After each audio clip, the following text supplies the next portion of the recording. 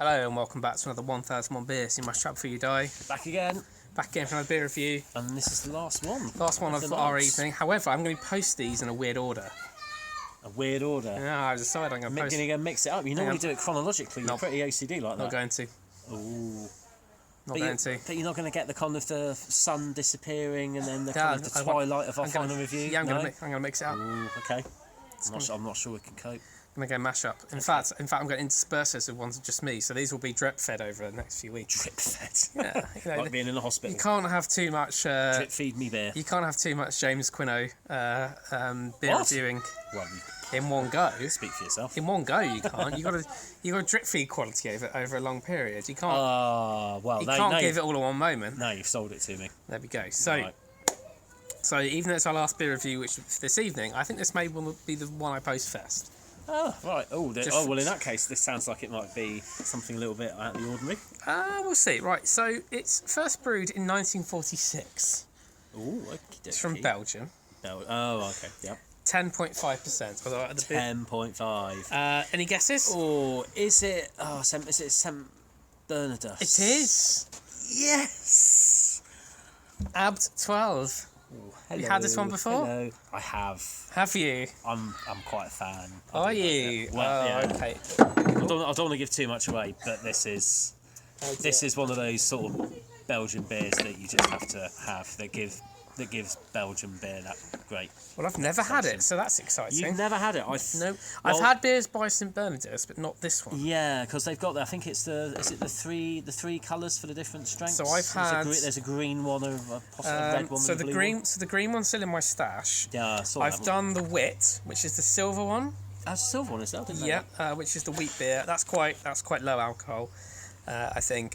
And so I've got there's three of them in the book. The triple, which is the green one, this one, and the wit, which is I think that was only let's have a quick look at it. It wasn't very strong, that I remember. 5.5, so for... okay. Yeah, I've not seen that one before. No, so I've got this one, because there's a red one as well, which you don't have. So, would you like to have a look while I crack it open? I will, yeah. Saving possibly the best till last. I thought I should leave this one till last. So, as previously mentioned, 10.5%. It's a bit lively. Yeah. Okay, it's not going to rise too much. Well. Oh. Yeah, get it in a glass. Get it in a glass, man. First brewed in 1946 as Belgium was recovering from the ravages of World War II. Part of the arrangement to brew beers for the monks at the nearby St. Sixtus Abbey, now known as Westvleteren, which I believe is one of the beers in the book. The big, hyped, expensive, rare to find daddy of Belgian beers. The commercial arrangement with the Abbey ended in 1992, and the brewery entered the marketplace on its own. It doesn't cut corners in the production of its beers, making very complex, flavourable strong ales takes time. This beer has an overall production period of more than 3 months from primary fermentation to maturity, which includes 2 months of cold conditioning, further 2 weeks of warm conditioning.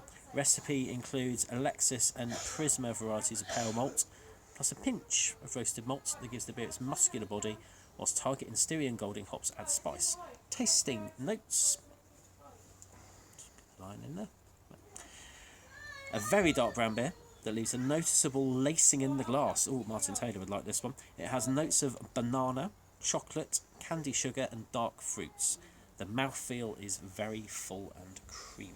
Okay, so let's talk about the bottle first. So all the St. Bernardus beers have essentially the same label but different colours, and I should name the beer. So which is basically the best way to do marketing.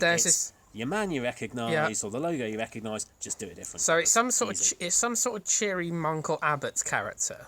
I'm going to guess it's an abbot because he looks like he's wearing rich garbs. He doesn't look like the kind of the monk that has to wear his cowl. Yeah, he looks kind of like a incredibly happy. Like some sort of cheery abbot. I think he looks like Ian Duncan Smith. He does really like Ian Duncan Smith actually. Although I don't think I've ever seen Ian Duncan Smith looking quite so happy, apart from when Brexit got announced or something like that. He doesn't have as rosy cheeks as him. I think Ian Duncan is a slightly more grey face than this chap. But he's very happy chap. If you were drinking this, I think you would be too. Look at him. He's so happy. He's so happy and happy and... No, you're not biting, are you? So what we've got here, you've also got a little logo for Belgian hops and the Belgian Family Brewers logo down there. So that it's an Abbey ale, like many other Belgian beers. And then we've got the beer here, which is... Beer here. Well, look at that. That's... Oh, I think I've got a little bit more than you. A little bit of a treat for you. There you go. Excellent. It's... very foamy. It's incredibly lively. There's a lot going on in there. I presume this is bottle condition, given the amount of exciting bits and pieces. Sorry, I did leave. Which is circulating throughout my glass. I did leave quite a lot on the bottom, so I tried my best, but it was hard across 2 glasses. But the lacing is correct. I mean, look at mine. I've got a huge amount of lacing there. It sort of looks like, I can't really tip it to show you, but the top of mine looks like a nice cream almost. It's like a 99. Got a flake for that, love. Yeah, so let's go for the smell. There's not actually not a lot on the smell. A huge amount of smell on that. That's one that you misremember. I remember it being smelling quite boozy, but perhaps that's more the mixing up the taste and the smell, mixing the senses. You do get some sort of level of spiciness on the smell. Let's do the old. Let's give it a proper swirl. Maybe it's just because there's a big, thick, foamy head on it that's keeping the smelling. Ah, there we go. Yeah, you do the camel waft, and there's a lot more. Yeah, a bit more. Yeah, that's got the spices, it's like fruitiness, fruit notes. Yeah, that's all the banana, all that stuff's in there now. There we go. That just looks pretty. Should we go for taste then? Cheers. Yeah, cheers. Well, I know what I'm going to say, but what do you think as the Bernardus Virgin? Full and robust. Full and robust. Mm-hmm. Very nice. I like that because my main problem with Belgian beer is I expect it to be too sweet. This isn't too sweet, and I like that. It's got sweetness to it, but it's not cloying. No, it's not cloying, which I've found before can make it quite dangerous. If someone whacks 2 or 3 bottles down in front of you, you can get through that without too much bother in an afternoon, quite quick. Yes. But it's very, very tasty. There's the carbonation is pretty hefty in this. I have to admit, I prefer a bit less carbonation, but obviously you can give it a bit of a swirl. But there's a lot, taste-wise, there's a lot going on in there. It's you can it's 10%. Now the alcohol has that it's got that warming sensation behind it does. But not the sweetness is blended in. It's not got that sickly sweet taste to it, like you said. No. It's done to warm the beer through. I find you get the sweetness initially, and then it really tails off into kind of like the warmingness, as you said, and the kind of like it's not overly spicy. There is, I think the aftertaste is more spicy than you get sweetness and the spiciness of aftertaste, and it's sort of fruity a little bit. Yeah, there's definitely there's the kind of the raisin fig kind of taste to it at the back. It's very pleasant. It's just a really, really good beer. It's a world class beer. I mean, there's a reason why it's so revered. It's just a damn good beer. Yeah, I mean, I would call this beer special. I think that's in the nicest possible way. A fair, not as in it's. Yeah. I've had some very special beers. Yes, yeah. I think the one which was most special, which was just awful, was Hobson's Postman's Knock. Oh right. Which just tasted of. No, not Postman's Knock. It was Tickle Brain. Is the one I had. Oh, okay. Was awful. Just like it was everything. It was probably hoping to be this, but it was just cloying sweetness. Yeah, and that's the thing. It's I think it's based on a punter's point of view. I think it's very, very difficult to get a high ABV beer, like a proper high one like this, not to just taste of sweet alcohol, like you're just drinking really nasty, cheap fortified. Well, it's like I had the wine mixed with molasses. The beer I reviewed a little while ago, which was the Abbey Quadruple, which is actually in the Netherlands. It was just so cloying and so sweet.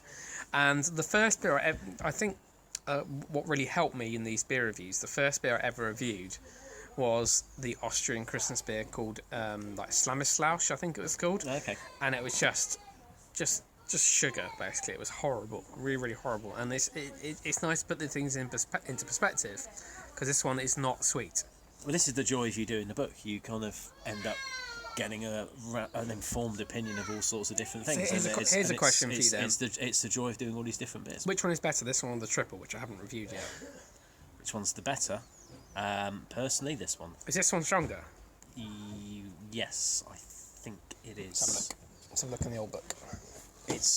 I've tried them all apart from the silver one, the Vice one. The Vice one is just a Vice beer. Really. It was nice. I think he's still going. I've not been up there for ages. I think I reviewed the Vice beer. Jack's store in Goring used to have them all, and it used to be a regular before the Grumpy Goat in Reading, and just a better availability of foreign beers outside of places, a couple of places like the Ale House.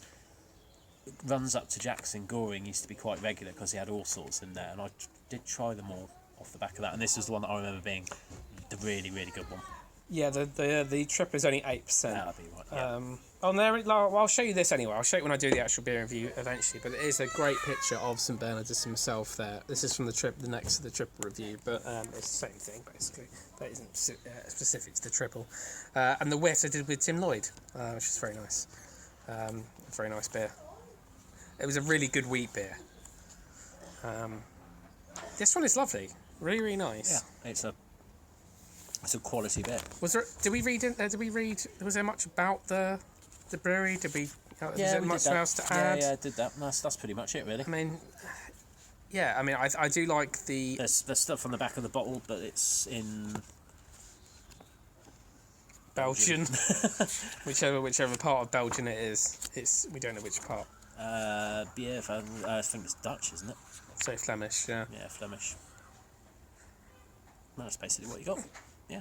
It's pretty good. Yeah, it's more than pretty good. It's a bona fide classic. It's one that basically everyone who likes beer should try. There's no reason, there's no excuse not to have this one. And, no, you're right. And most people, unless you've got a aversion to high alcohol beers or Belgian things in general, I think you will enjoy this one. You'll have it again. Yep. I think on that note, we'll end it there. Yeah. We'll go and sit through the rest of this. I'll leave you with the cheery visage of the Abbot of St Bernardus and Quino's face. No, not your cheery visage. Oh, goodbye.